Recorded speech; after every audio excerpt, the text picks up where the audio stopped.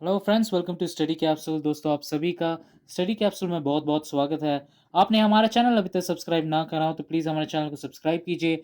हमारे वीडियोस अगर आपको पसंद आ रहे हैं तो उन्हें लाइक और शेयर ज़रूर कीजिएगा। Thank you so much for your support friends. आपका कोई भी फीडबैक, कोई भी कमेंट हमारे लिए बहुत इंपॉर्टेंट है। प्लीज़ उसे कमेंट सेक्शन में लिखिए या फिर आप हमें मेल कर सकते हैं studycapsule15@gmail.com पर। और हमारा फेसबुक पेज पे कनेक्ट हो सकते हैं www.facebook.com/studycapsule। चलिए दोस्तों, आज शुरुआत करते हैं आज के वीडियो के साथ।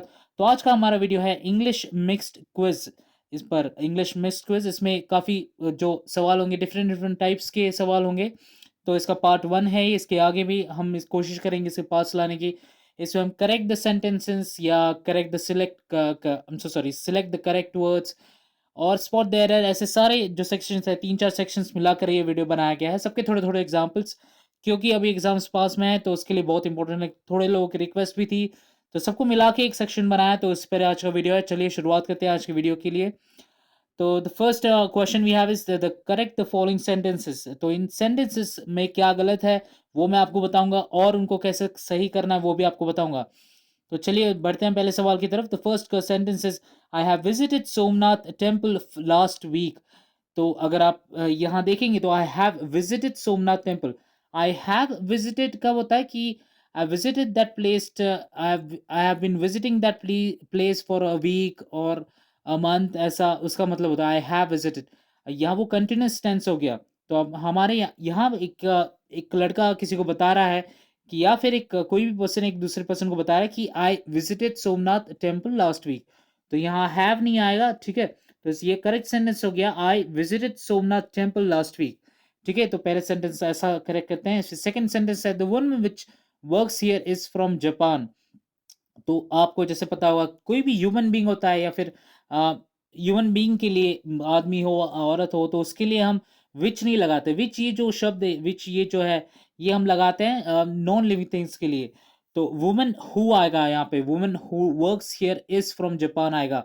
तो करेक्ट सेंटेंस सेकंड सेंटेंस हो गया the woman who works here is from Japan. तो दोस्तों, आपने ऐसे सेंटेंस देखे होंगे, छोटे छोटे एरर्स होते हैं, लेकिन आजकल ये सवाल भी पूछे जा रहे हैं तो इसलिए हमने इनको इंक्लूड कराया। काफी इंपॉर्टेंट है। आगे भी आपको सिली सिली शायद से एक आध दो क्वेश्चन सिली लग सकता है, लेकिन वो बहुत इंपॉर्टेंट होता है। और ये मॉडरेट लेवल है दोस्तों। इसके आगे भी हम एक वीडियो जरूर लाएंगे, कल या परसों उसको अपलोड करने की कोशिश करेंगे, लेकिन वो भी ऐसा, ये थोड़ा सा सिंपल लैंग्वेज है। सिंपल लैंग्वेज में ये एक वीडियो है, क्योंकि काफी लोगों को एक शुरुआत के लिए हमने इसको सिंपल लेवल रखा है, इजी लेवल, मॉडरेट लेवल और फिर टफ लेवल, ऐसा इसको लाएंगे। तो यहाँ पे थर्ड सेंटेंस देखते हैं। She is married with a dentist. तो शी इज मैरिड, आप किसी का भी अगर ये अभी पढ़ा होगा आपने बहुत जगह पे, तो आपको शायद इसका अंदाजा आ गया होगा। तो she is married with a dentist नहीं आएगा, she is married to a dentist आएगा। उनकी शादी डेंटिस्ट के साथ हुई है, तो टू अ डेंटिस्ट आएगा। ठीक है, तो she is married with a dentist नहीं, टू अ डेंटिस्ट। उनकी शादी एक डेंटिस्ट से हुई है। ठीक है, तो यहाँ विद की जगह टू आना चाहिए। She is married to a dentist. चलिए आगे बढ़ते हैं। चौथा सवाल है, she was boring during the lecture. तो she was boring during the lecture नहीं होगा। यहाँ पे एक सेंटेंस का मतलब आप समझने की कोशिश कीजिए कि एक लड़की है जो लेक्चर के वक्त बोर हो रही थी। तो आप इसको ट्रांसलेट भी करेंगे तो काफी आसानी होती है लोगों को ट्रांसलेट करके। हिंदी में थोड़ा सोचने का नजरिया होता है लोगों का, काफी हिंदी में ही सोचते हैं। तो बेसिकली आपको बताऊंगा कि आपकी सोच जो है उस हिसाब से चलिए। तो मैं आपको सुझाव तो यही दूंगा कि सोचिए भी इंग्लिश में, क्योंकि बात करना जब आप इंग्लिश में शुरू करेंगे तब आपको समझ आएगा कि इंग्लिश में आप जैसे हिंदी में सोचते हैं, तो हिंदी का एग्जैक्ट सेंटेंस आपने भी नोटिस किया होगा। बहुत लोग नोटिस करते हैं, मैंने देखा है, मैं बात करता हूँ तो लोग अक्सर हिंदी के शब्द हैं उसको पर्टिकुलर वैसा ही उठा के इंग्लिश में ट्रांसलेट करते हैं और वैसे बात करते हैं। तो वैसे वो सेंटेंस का मीनिंग नहीं बनता। तो थोड़ा आप अगर वैसे सोचेंगे तो आपको अंदाज़ा आ जाएगा कि इंग्लिश में ये एक टिप है, आपको बता रहा हूँ मैं। जब भी आप इंग्लिश में बात करने की कोशिश करें तो उस समय आप इंग्लिश में सोचने का, अगर आप पहले शुरुआत करेंगे इंग्लिश में सोचने की, तब आप फ्लुएंटली बात कर पाएँगे इंग्लिश में, आप बिना रुकावट के बात कर पाएँगे इंग्लिश में।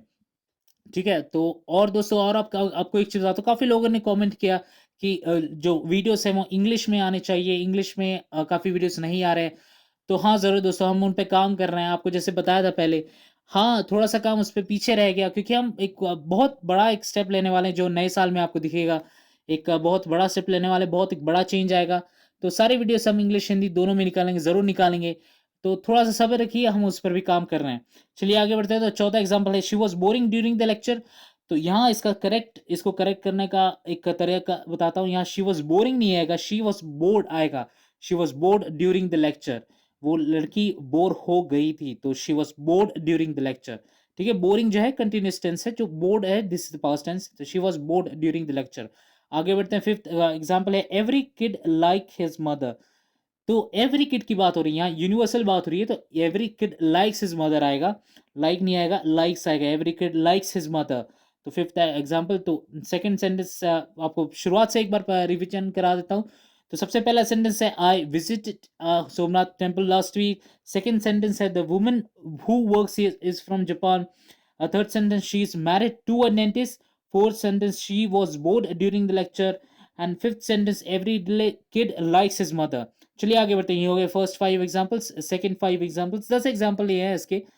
तो यहाँ पे 6th एग्जांपल है, where can find a bank. तो यहाँ पे आपको अगर समझ आ गया होगा, तो इसमें आपको बता देता हूँ, where can I find a bank. यहाँ इसका जो I can find a bank नहीं होगा, कैन आई फाइंड, मुझे यहाँ बैंक कहाँ मिलेगी, तो where can I find a bank आएगा। ठीक है? तो 6 सेंटेंस ऐसे होता है। इसका ये जो ऑर्डर है वो सही नहीं है। Where can I find a bank, ये इसका सही जवाब होगा। अब इसके आगे अगला सवाल, अगला एग्जाम्पल है हमारा, आई लिव इन यूनाइटेड स्टेट्स। तो इसका सही बता देता हूँ, आई लिव इन दी यूनाइटेड स्टेट्स आएगा, दी आएगा यहाँ पे।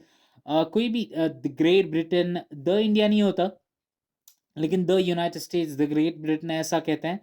तो इनको, ये जो ऐसी कंट्रीज है उनका नाम, या फिर ऐसा कोई बहुत जो ऐसे नाम होते हैं उनको कहते, द आग लगाता है उनके। ठीक है? तो आई live in the United states होगा यहाँ पे, इसको याद रखिए, द को याद रखिए, आई live in the United states. चलिए आगे बढ़ते हैं। उसके बाद है, when I will arrive I will call you. तो यहाँ पे आपको थोड़ा सा खुद का दिमाग लगाना है। यहाँ पे थोड़ा सा है कि हमें हर सेंटेंस में कैलकुलेट करते हैं, तो पहला जैसा पार्ट है वैसा ही सिमिलर सेकंड पार्ट होगा, पर यहाँ ऐसा नहीं है। तो यहाँ पे व्हेन आई विल अराइव नहीं होगा, व्हेन आई अराइव होगा। विल नहीं आना चाहिए यहाँ पे। When I arrive I will call you, मैं जब पहुंचूंगा तो मैं खुद तुम्हें कॉल करूंगा। तो when I arrive I will call you, तो ऐसा इसका सही जवाब होता है। चलिए आगे बढ़ते हैं। इसके बाद 9th example, I have been here since 9 months. तो यहाँ I have been here since 9 months. तो I have been here since कब लगता है कि एक टाइम बताने के लिए, I have been here since 1990, I have been here since 2000 to 2012, ऐसा ऐसा बताने के लिए सिंस यूज होता है। अगर आप पर्टिकुलर टाइम बता रहे हैं कि I have been here since 9 months नहीं होगा, तो 9 मंथ्स बता रहे हैं तो फॉर आएगा उसके सिंस की जगह पे, तो सिंस की जगह पे फॉर आएगा, इसको याद रखिए। ठीक है? तो I have been here for 9 months आएगा। ठीक है? चलिए आगे बढ़ते हैं। आखिरी सवाल, द पुलिस इज कमिंग, इस टाइप का आखिरी सवाल, the police is coming. Police का बारे में बात करें, पुलिस, फिर भी अगर यहाँ पे सिंगुलर में लिखा हो तो पुलिस, जैसे हम बोलते हैं, तो पुलिस एक वर्ड हो गया कम्युनिटी के लिए, या फिर एक ग्रुप के लिए एक वर्ड हो गया, तो पुलिस आर कमिंग आएगा यहाँ पे। ठीक है? तो police are coming, ARE, are. ठीक है? तो चलिए एक बार रिवीजन कर देते हैं इसका। Where I can find a bank, यहाँ पे इसका सही जवाब होगा, where can I find a bank. Second sentence है, I live in the United States. 8th question है, when I arrive I will call you. 9th का सही आंसर होगा, I have been here for 9 months, the police are coming. तो 6th 7th 8th 9th 10th, ये हो गए 10 examples correct the following sentences के। चलिए आगे बढ़ते हैं। इसके बाद हम इसके बाद हम ले रहे हैं फिल इन द ब्लैंक्स। तो सबसे पहला एग्जांपल है, please do not dash an offer made by the principal. तो इसमें आप अगर एग्जांपल्स देखेंगे तो आपको शायद समझ आ गया। तो please do not refuse an offer made by the principal. ठीक है? कोई प्रिंसिपल जब कोई ऑफर कर रहा है, तो किसी भी ऑफर को डिनाई या रिफ्यूज या ऐसे शब्द जो है, तो उनका यहाँ स्टॉप, एंगेज, ऐसे जो एग्जांपल्स लिए गए हैं, इनमें से रिफ्यूज जो है वो सबसे सही बैठता है। प्लीज डू नॉट रिफ्यूज, मना मत करना। ठीक है? Please do not refuse an offer made by the principal. तो इसका आंसर हो गया A. Second question, the GOI government of India, the GOI is very confident that the standard of living will begin to dash soon. तो यहाँ पे इसका answer हो गया राइज। ठीक है? The GOI, the government of India, is very confident that the standard of living will begin to rise soon. तो इसका ये जवाब हो गया, काफ़ी अभी स्टैंडर्ड ऑफ लिविंग बढ़ेगा लोगों का। स्टैंडर्ड ऑफ लिविंग का मतलब आपको पता ही होगा कि एक जो यूजुअली एक लिविंग का मतलब होता है कि सैलरी कितनी है, लोगों की सैलरी बढ़ना, लोगों का स्टेटस बढ़ना, मतलब गाड़ियाँ और घर में जो जो एक पावर होता है एक कॉमन मैन का, कितनी चीज़ें वो कैसे रहता है ये सब, तो उसको स्टैंडर्ड ऑफ लिविंग कहते हैं। तो that will rise soon as a government, that government is confident about. तो लेट्स गो अहेड। अब इसके बाद third example, health is too important to be dash. Health is too important to be neglected आएगा यहाँ पे। Second option neglected, health के ऊपर सबको ध्यान देना चाहिए, तो सही बात है। तो इस सेंटेंस में भी वही बताया गया है, हेल्थ इज बहुत इंपॉर्टेंट है to be neglected, health is too important to be neglected इसका आंसर है। आगे बढ़ते हैं, चौथा सवाल, I haven't seen you dash a week. I haven't seen you for a week आएगा यहाँ पे। जैसे कि आपको बताया फॉर अ वीक, जैसे कि टाइम है यहाँ पे, तो I haven't seen you for a week, जैसे कि पहले भी आपने देखा इसी वीडियो में पहले। चलिए आगे बढ़ते हैं। इसके बाद fifth example, he became the governor of a state dash. He became the governor, अगर आप एग्जांपल्स पढ़ेंगे तो आपको थोड़ा सा समझ आ गया होगा। He became the governor of a state in course of time, ये इसका जवाब है C option, in course of time. मतलब थोड़ा समय लगा और समय के बाद वो गवर्नर बने स्टेट के। He became the governor of a state in course of time. चलिए आगे बढ़ते हैं। Next example, the dreadful Ebola dash through human to human transmission via direct contact। तो via direct contact है, via कुछ लोग via कहते हैं। तो dreadful Ebola dash through human to human transmission via direct contact। तो यहाँ पे अगर आप पढ़ेंगे तो आपको समझ आ गया, उसका आंसर है सी स्प्रेड्स। द dreadful Ebola spreads through human to human transmission via direct contact, ये इसका सही जवाब है। चलिए आगे बढ़ते हैं। इसके बाद आ रही है बारी एक ईडियम्स की बारी बारी है। इस बार ईडियम्स जैसे कि यहाँ मुहावरे कहते हैं, तो वो तो उनको हम यहाँ पे ले रहे हैं, तो इनका मतलब आपको बताना है। यहाँ पे ईडियम्स पूछे जाते हैं एग्जाम में भी, या फिर आप अगर आप देखेंगे तो एक पैराग्राफ होता है, पैराग्राफ में से आपको कुछ सवाल आते हैं। तो रीडिंग का जो सेक्शन होता है उसमें, तो इंग्लिश के सेक्शन में, तो वहाँ पे पैराग्राफ दिया जाता है, उसमें कोई एक फ्रेज यूज़ कर लेता है या फिर एक इडियम यूज़ कर लेता है ऑथर, और फिर उसके ऊपर सवाल आते हैं। तो यहाँ पे कुछ हमने इडियम्स लिए हुए हैं। तो सबसे पहले, what is the meaning of to be in one's goods book, one's good books. तो इसका जवाब है A, to be in one's favour. इसका एक एग्जाम्पल बता देता हूँ, या आपने कभी अपने पड़ोसी के लिए कुछ अच्छा काम कर दिया तो you are in their good books, इसका ऐसा एक एग्जाम्पल बता रहा हूँ। आप किसी के लिए कुछ अच्छा कर देते हो, या फिर if someone likes you then you are in their good books, ऐसा इसका जवाब है। चलिए आगे बढ़ते हैं। इसके बाद है, what is the meaning of to have a bee in one's bonnet.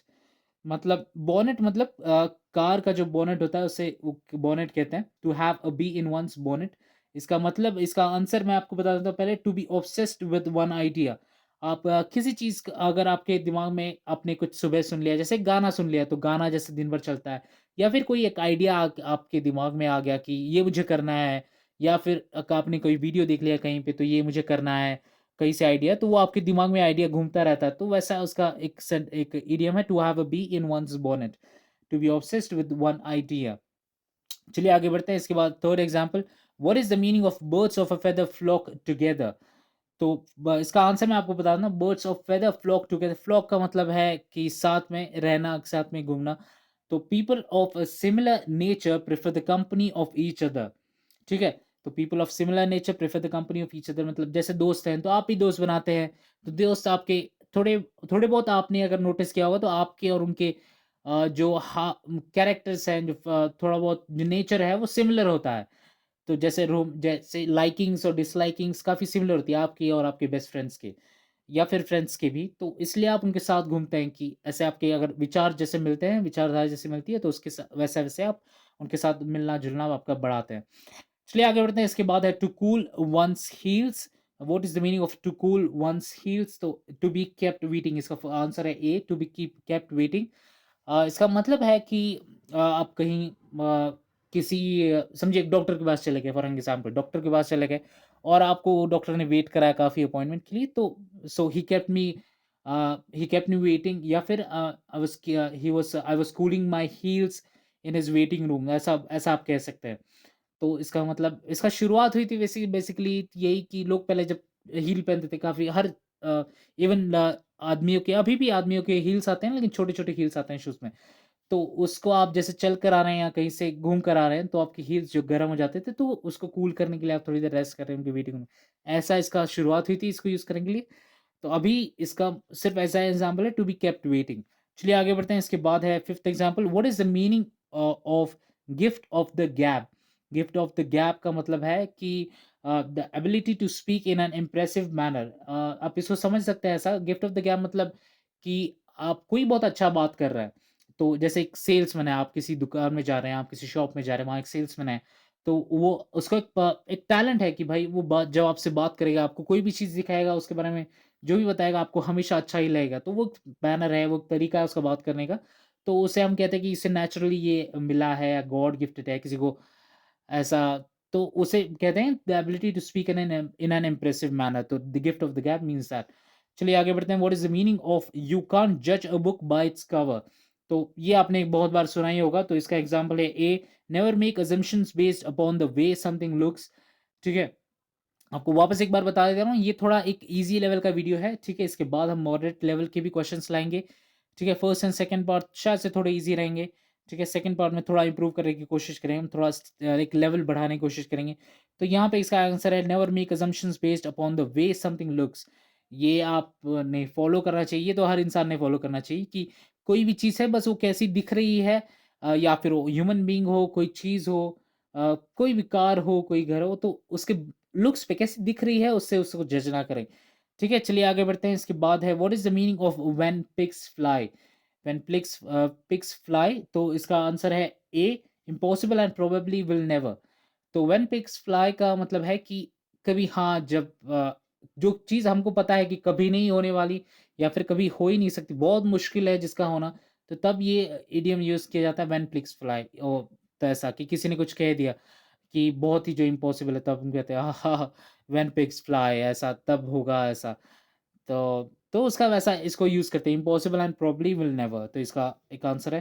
What is the meaning of strike while the iron is hot? तो इसका आंसर है to act decisively and quickly. तो जब लोहा है तब उसपे हथौड़ा हथौड़ा मारो, तो इसी हिंदी का ये जो इडियम है उसका इंग्लिश से में ट्रांसलेशन है strike while the iron is hot. चलिए आगे बढ़ते हैं। इसके बाद 9th एग्जांपल है what is the meaning of pass the buck? तो इसका आंसर मैं आपको बता देता हूँ, to move the responsibility from one person to another. तो मूव द रिस्पांसिबिलिटी या फिर ब्लेम हो गया, मतलब अगर कोई मैनेजर है तो मैनेजर की किसी ने बात करी, तो she always passes the buck to her staff. इसका मतलब है कुछ भी होता है तो वो रिस्पांसिबिलिटी स्टाफ को दे देती है, या फिर उस पर कोई ब्लेम आ रहा है तो वो अपने स्टाफ पर ब्लेम कर देती है वो, या फिर शिफ्ट कर देती है। तो इसका ये आंसर था pass the buck, to move the responsibility from one person to another. चलिए 10th example, what is the meaning of on a shoe string? On a shoe string का आंसर है a small amount of money A. इसका मतलब आपको बता देता हूँ कि फॉर एग्जांपल इसको सेंटेंस में यूज करता हूँ, तो we were living on a shoe string before we got before a sun got a very good job. तो इसका मतलब है कि हम बहुत कम पैसों में कोई गुजारा कर रहे थे, या हम अब कम पैसों पे गुजारा कर रहे हैं, on a shoe string a small amount of money. चलिए आगे बढ़ते हैं। इसके बाद है पिक द करेक्ट वर्ड, तो करेक्ट वर्ड या फिर आप अगर देखेंगे तो करेक्ट स्पेलिंग उस वर्ड की, ठीक है? तो यहाँ पे आपको कुछ वर्ड्स दिख रहे हैं, पहले जो सवाल है उसमें आपको ढूंढना है एक्सेसरीज। तो एक्सेसरीज का स्पेलिंग जो है, सबसे सही वाला स्पेलिंग जो है वो है बी ऑप्शन में, ACCESSORIES। एक्सेसरीज का मतलब होता है कि कोई भी चीज़, जैसे फ़ोन ले लिया तो फ़ोन का एक कवर हो गया, तो उसे हम एक्सेसरीज़ कहते हैं। या फिर ऐसा कोई आपने कोई कुछ भी चीज़ ले ली, जैसे आपने बाइक ले लिया, तो बाइक के साथ एक्सेसरीज़ है, हेलमेट हो गया, बैग हो गया, तो ये सारी एक्सेसरीज़ हो गई। तो इसे कहते हैं कि किसी के साथ कोई चीज़ ऐड कर देना जिस जो और उसको बेहतर बना देती है, तो उसको कहते हैं एक्सेसरीज़। चलिए आगे बढ़ते हैं। सेकंड जो वर्ड है दैट इज़, ये 4 वर्ड्स हैं, इनमें से सबसे सही है टायरानिकल, ठीक है? टायरानिकल, इसका स्पेलिंग है TYRANNICAL। तो टायरानिकल या टायरानिकल इसका मतलब होता है कि डिक्टोरियल। डिक्टोरियल मतलब exercising power in a cruel और इन अ क्रूअल वे, मतलब कि अब किसी को पावर मिल गई तो एक दुष्ट राजा है जो अपनी पावर को एक गलत वे में इस्तेमाल कर रहा है, तो टायरानिकल उसको बोलते हैं। चलिए आगे बढ़ते हैं। इसके बाद आता है वर्ड डिक्टम, तो डिक्टम का सबसे सही वाला स्पेलिंग इसमें है DICTUM। D D option. Dictum मतलब एक शॉर्ट स्टेटमेंट होता है कि जो एक छोटा सा फैक्ट या फिर एक ट्रूथ या फिर ऐसा एक प्रिंसिपल बता देता है, उसको एक छोटा स्टेटमेंट हो गया, तो उसको डिक्टम कहते हैं। ठीक है, चलिए आगे बढ़ते हैं। इसके बाद आती है हमारी बेनेडिक्शन। बेनेडिक्शन इसका सही से सही स्पेलिंग है सी ऑप्शन, BENEDICTION। बेनेडिक्शन का यूजुअली मतलब होता है कि एक short invocation for divine help, मतलब ब्लेसिंग, एक गाइडेंस। जब आप कोई प्रेयर करते हैं या फिर वर्शिप करते हैं तो उसके एंड में जो कहते हैं बेनेडिक्शन, उसे कहा जाता है। ठीक है, चलिए आगे बढ़ते हैं। इसके बाद है पांचवा सवाल। इसमें वर्ड है कॉन्करेंस। कॉन्करेंस का सबसे पहला जो है सही स्पेलिंग है वो पहले आंसर में CONCURRENCE। Concurrence means an agreement actually. तो या फिर कुछ चीज़ें जो साथ में काम करती हैं या साथ में होती हैं, तो कॉन्करेंस उसे कहते हैं कि एग्रीमेंट को, एग्रीमेंट या फिर वैसे चीज़ों को जो साथ में होती है उनको कहते हैं कॉन्करेंस। चलिए, और इसके बाद है वर्ड कंसेंसस। कंसेंसस का सबसे सही स्पेलिंग है ऑप्शन ए CONSENSUS। ठीक है, कंसेंसस का मतलब है मेजोरिटी। सिंपल मैं आपको बता दूं, सिंपल एक वर्ड में कंसेंसस का। तो और एक चीज़ बात आपको बता देता हूँ, वोकैबुलरी पे भी हमको रिक्वेस्ट आई कि वोकैबुलरी पे भी कुछ वर्ड्स अब एक वीडियो लीजिए जिसमें वर्ड्स का सिनोनिम एंटोनिम बताना, उनका मीनिंग बताना, उनका यूज एक सेंटेंस में करके दिखाना। तो इस पे भी हम लाएंगे एक वीडियो ज़रूर। ठीक है, आपके सारे रिक्वेस्ट दोस्तों हम आपको जैसे बता रहे हैं कि आप कुछ बहुत लोग रिक्वेस्ट करते हैं, तो हम समय के हिसाब से या फिर इम्पोर्टेंस के हिसाब से या एग्जाम्स के हिसाब से वीडियोस ला रहे हैं। हाँ, हम ज़रूर लाएंगे, सारे वीडियोस लाएंगे, लेकिन आपको सब्र रखना पड़ेगा। आज नहीं तो थोड़ा समय बाद वो वीडियो ज़रूर आएगा। हाँ, हम जानते हैं कुछ लोग एग्जाम्स पहले हैं या फिर एग्जाम पॉइंट ऑफ व्यू से उसको करना ज़्यादा इंपॉर्टेंट है, तो उस हिसाब से हम इम्पोर्टेंस के हिसाब से या फिर मटेरियल जैसे भी मिलता है उस हिसाब से हम कोशिश करते हैं बनाने की। तो प्लीज़ नाराज़ मत होइए। ठीक है, आपका वीडियो ज़रूर आएगा। ठीक है, और इंग्लिश में, लैंग्वेज में भी आएँगे काफ़ी वीडियोज़। चलिए आगे बढ़ते हैं। इसके बाद आती है बारी स्पॉट द एरर की। तो स्पॉट द एरर पे ये पहला एग्जांपल है, Cameron has asked the ministry of defence to be ready to post women on ground close combat roles by the end of next year after Washington announce this month its military will open all position including frontline combat roles to women. ठीक है, या फिर इसके बाद है no error का option. तो इसमें क्या गलती है आपको बताते हैं। इसमें गलती है बी पार्ट में। Cameron has asked the Ministry of Defense to be ready to post women on ground नहीं आएगा, यहाँ पे इन ग्राउंड आएगा। In ground close combat rules, in ground close combat rules ऐसा आएगा।